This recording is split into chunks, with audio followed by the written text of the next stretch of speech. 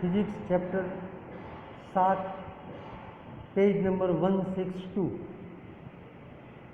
उदाहरण 7.8 रकम समझी लीजिए।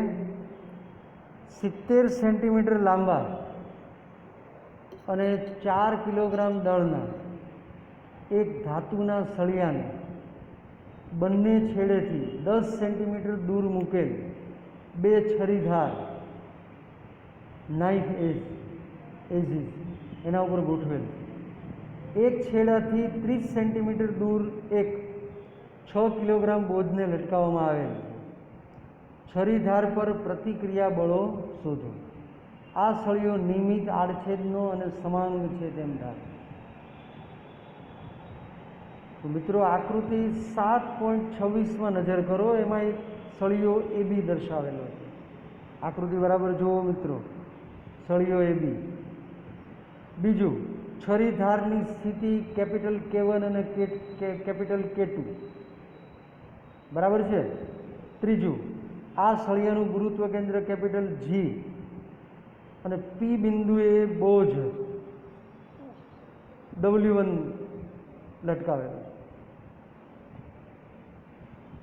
સળિયાનું વજન ક્યાં લાગે? W એના ગુરુત્વ કેન્દ્ર ઉપર, એટલે G ઉપર W બળ અધો દિશામાં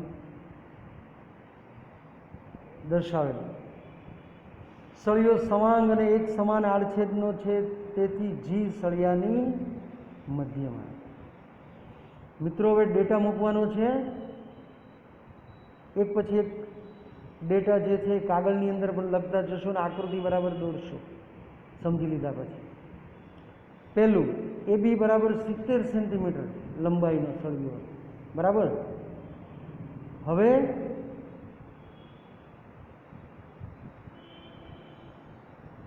AB બરાબર જો 70 સેન્ટીમીટર હોય તો AG, G તો મધ્ય બિંદુ છે, તો AG બરાબર કેટલા થાય? 35 સેન્ટીમીટર બરાબર છે। ઓકે, એક છેડાથી 30 સેન્ટીમીટર દૂર 6 કિલોગ્રામનો બોજો લટકાવવામાં આવેલો। તો એનો અર્થ એવો થયો મિત્રો, AP બરાબર 30 સેન્ટીમીટર થયું, રકમમાં જોઈ લેશો। હવે AP બરાબર જો 30 હોય તો PG બરાબર 35 થાય, કારણ કે AG બરાબર 35 છે એટલે PG બરાબર 5 સેન્ટીમીટર થાય। PG બરાબર કેટલા? 35 નહીં પરંતુ 5 થાય, કારણ કે AG બરાબર 35 છે એટલે PG બરાબર 5 થશે, AP 30 બાદ કરતા। ઓકે, A K1 બરાબર B K2 બરાબર 10 સેમી। રકમમાં છે બીજી લીટીમાં જુઓ, એક ધાતુના સળિયાને બંને છેડેથી 10 સેન્ટીમીટર દૂર બે છરીધાર મૂકેલી છે, એટલે A K1 બરાબર B K2 બરાબર 10 સેન્ટીમીટર। તો 10 જો હોય તો K1G બરાબર K2G બરાબર 25 થશે, કારણ કે AG બરાબર 35, એમાંથી 10 બાદ થાય। ઉપરાંત W બરાબર સળિયાનું વજન 4 કિલોગ્રામ રકમમાં આપેલું બરાબર, અને W1 બરાબર લટકાવેલ વજન બોજ 6 કિલોગ્રામ।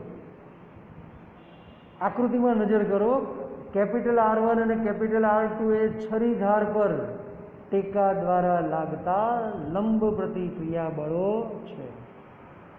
મિત્રો એવું લાગે તો અહીંયા લેક્ચર પોઝ કરીને સરસ મજાની પહેલાં આકૃતિ કાગળમાં દોરી લો, જે એક પછી એક ડેટા જે છે એ મૂકેલો છે। AB બરાબર 70, AG બરાબર 35, AP બરાબર 30, PG બરાબર 5, A K1 બરાબર B K2 બરાબર 10 સેન્ટીમીટર, K1G બરાબર K2G બરાબર 25 સેન્ટીમીટર, W બરાબર 4 કિલોગ્રામ, W1 બરાબર 6 કિલોગ્રામ।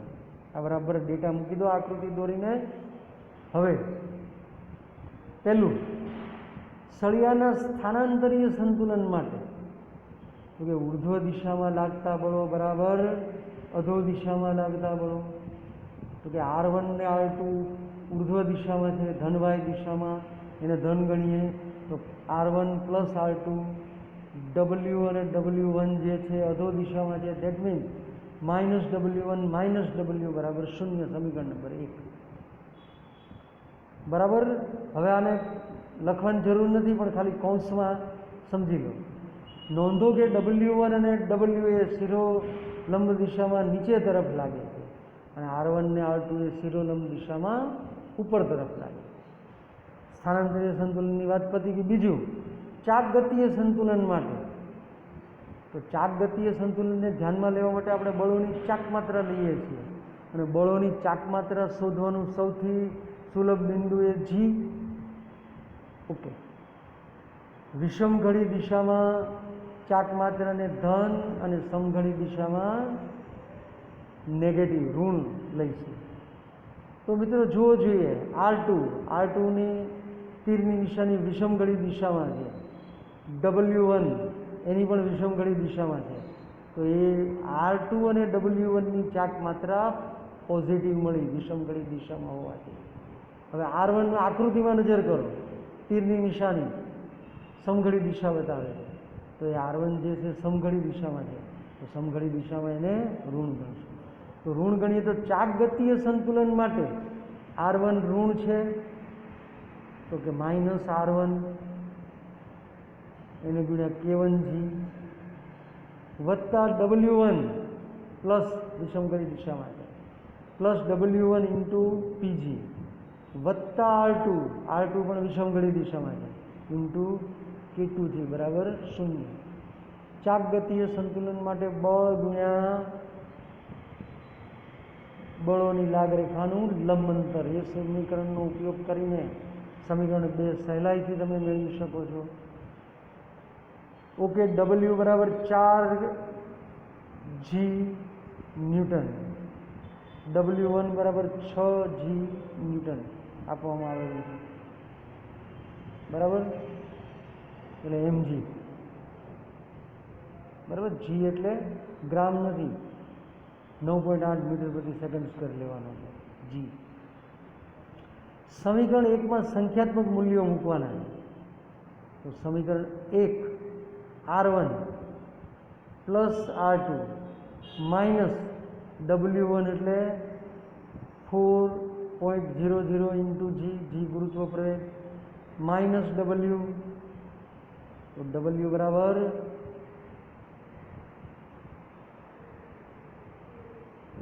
4 કિલોગ્રામ, એ કિંમત પહેલાં મુકાવી. પછી W1 બરાબર 6 કિલોગ્રામ, તો 6 ઇન્ટુ G બરાબર 0. તો therefore capital R1 plus capital R2 બરાબર 10 ઇન્ટુ G આવશે ન્યૂટનમાં. G એટલે 9.8 કિંમત મૂકો, 98 ન્યૂટન બરાબર છે. ઓકે. હવે સમીકરણ 2 પરથી ચોથું સ્ટેપ આપણે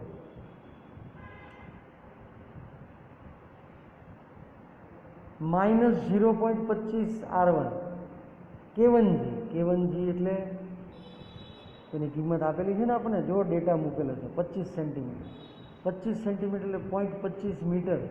તો -0.25 R1 વત્તા PG બરાબર 5 સેન્ટીમીટર હશે, જોઈ લો જોઈએ ડેટામાં છે 0.05 મીટર ઇન્ટુ W1 બરાબર છે. સમીકરણ 1. સમીકરણ 2 પરથી વત્તા R2 ઇન્ટુ K2G એટલે 0.25 R2 બરાબર 0. સમીકરણ 2 પરથી આવું મળ્યું, તો that means R1 minus R2 બરાબર 1.2 ઇન્ટુ G બરાબર 9.8 મૂકતા 11.76 ન્યૂટન સહેલાઈથી આવશે બરાબર છે.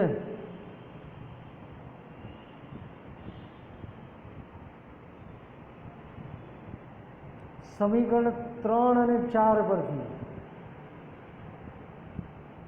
R1 બરાબર 54.88 ન્યૂટન અને R2 બરાબર 43.12 ન્યૂટન બહુ સહેલાઈથી તમે મેળવી શકશો. આમ આધારો પરના પ્રતિક્રિયા બળો K1 પર આશરે 55 ન્યૂટન અને 43 ન્યૂટન લાગે છે. સમજાય છે? ઉદાહરણ 7.9. એક 3 મીટર લાંબી નિસરણી, બરાબર, 3 મીટર એ બી નિસરણી છે, 3 મીટર લાંબી છે. આકૃતિ 7.27 નજર કરો. તો પહેલાં આપણે એ બી નિસરણી દોરીશું જે 20 કિલોગ્રામ વજન ધરાવે, બરાબર. ઓકે. તે ઘર્ષણ રહિત આધારો, ઘર્ષણ રહિત દિવાલ પર ઝુકાવેલ છે, અઢેલીને મૂકેલી. આકૃતિ 7.27માં દર્શાવ્યા પ્રમાણે એનો નીચેનો છેડો દિવાલથી 1 મીટર દૂર છે. એટલે મિત્રો જોઈ શકો છો એસી બરાબર 1 મીટર.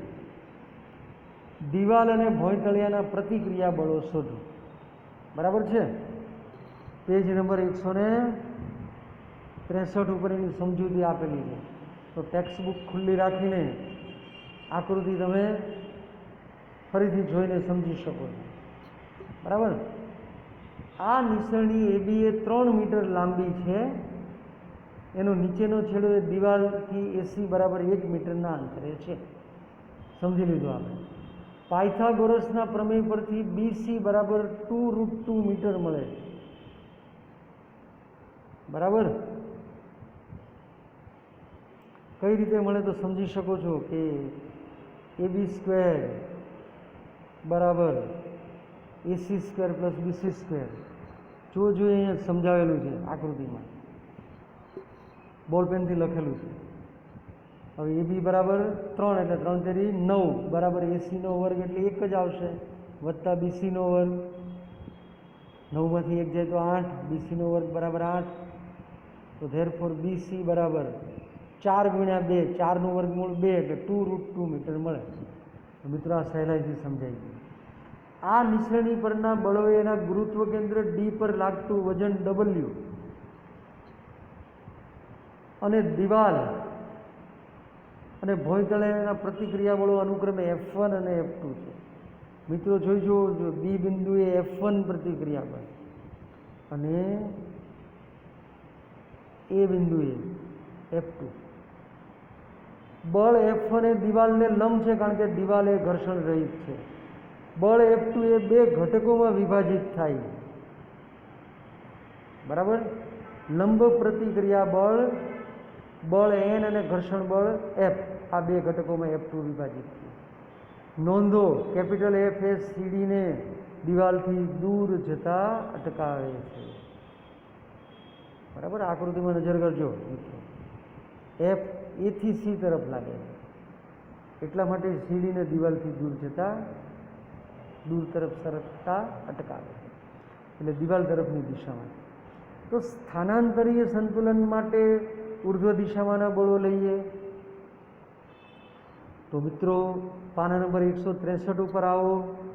જરૂર પડે તો ટેક્સ્ટ બુક ખુલ્લી રાખીને આકૃતિ જોઈ લેશો. N ઉર્ધ્વ દિશામાં છે, W અધો દિશામાં છે, તો N - W બરાબર 0. સમીકરણ નંબર 1. સમક્ષિતિજ દિશામાંના બળો લઈએ તો સમક્ષિતિજ દિશામાં F1 છે ઋણ X દિશામાં છે એટલે -F1, F ધન X દિશામાં છે એટલે F - F1 બરાબર 0. સમીકરણ નંબર 2. ચાક ગતિય સંતુલન માટે એને અનુલક્ષીને બળોની ચાક માત્રા લેતા બિંદુ એ એને અનુલક્ષીને તો F1 બરાબર બી બિંદુએ લાગે છે. કેટલા અંતરે છે તો કે એ એટલે કે સી થી બી તરફ જઈએ તો 2√2 છે એનું લંબ અંતર. બરાબર. તો √2 × F1 થાય બળ ગુણ્યા લંબ અંતર, -1/2 W જે લાગે છે ડી બિંદુએ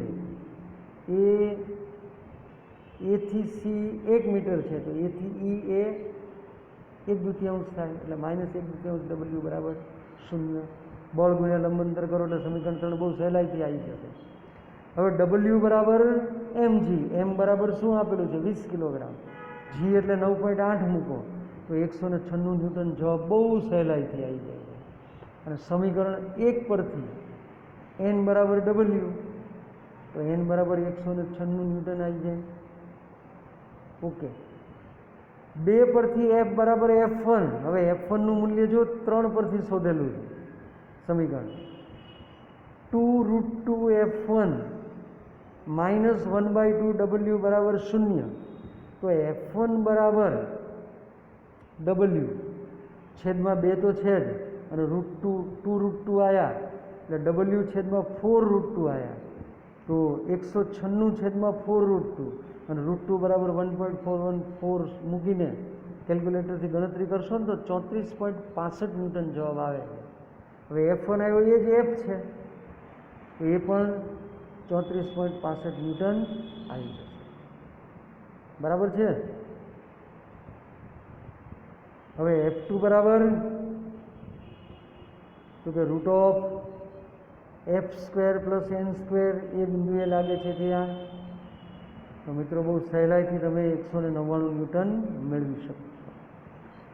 બળ F2 એ સમક્ષિતિજ સાથે બનાવેલ ખૂણો આલ્ફા હોય.